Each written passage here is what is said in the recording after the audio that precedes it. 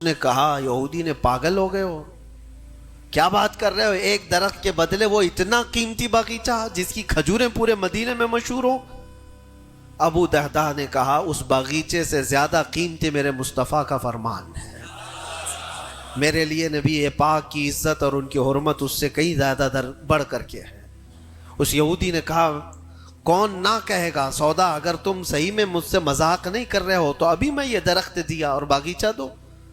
ابو دہدہ نے کہا تو نے ابھی دیا، میں نے بھی یہیں سے دے دیا، باغیچہ بیچ دیا اور ساری چیزیں یہیں پر طے کر کے اپنے باغیچے پر آتے ہیں۔ باہر دروازے پر کھڑے ہیں، باغیچے کے پھاٹک پر، ان کی بیوی ان کی بچے، گھر اندر بنا ہوا ہے باغیچے کے اندر جو ٹھنڈی حاصل کرنے کے لیے خوشنما، باغیچے کے اندر خوشنما محل بنا ہوا ہے۔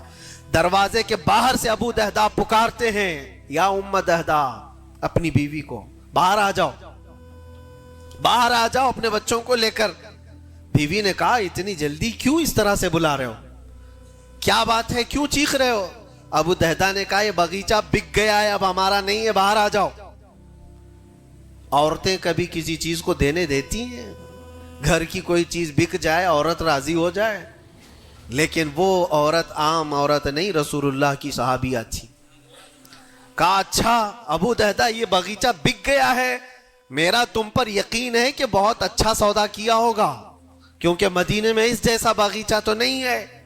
ابو دہدہ نے کہا تو سچ سمجھتی ہے میں نے بہت اچھا سودا کیا ہے۔ باہر آئی، یہ اندر نہیں گئے، اپنے بچے اور اپنی عورت کو لے کر باہر نکلے۔ ابو دہدہ سے پوچھتی ہے خاتون نے کتنے میں سودا کیا ہے، کتنے میں سودا کیا ہے؟ کہا بس وہ ایک درخت کے بدلے جو یہودی کے آنگن میں ہے میں نے یہ باغیچہ پورا اس کو دے دیا۔ عورت نے کہا ہاں ایسے کیسے، اتنا بڑا باغیچہ ایک درخت کے بدلے میں؟ کہا وہ تو بظاہر ایک درخت ہے لیکن اصل قیمت تو رسول اللہ کی زبان ہے۔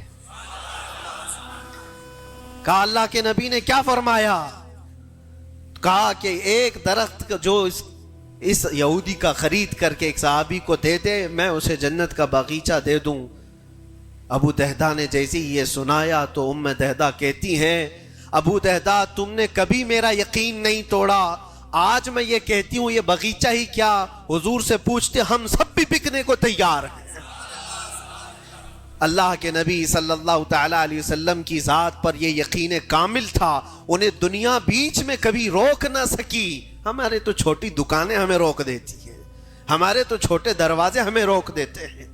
عزیزان گرامی وقار، اپنے مقصد حیات سے آدمی جب بھٹکتا ہے تو کون سی چیزیں جو اسے اٹریکٹ کرتی ہیں دنیا میں؟ یہ مال دولت۔ مجھے وہ بات یاد آتی ہے صدیق اکبر رضی اللہ تعالیٰ عنہ حضور پاک صلی اللہ علیہ وسلم کے ساتھ بیٹھے ہیں، حضور پاک صلی اللہ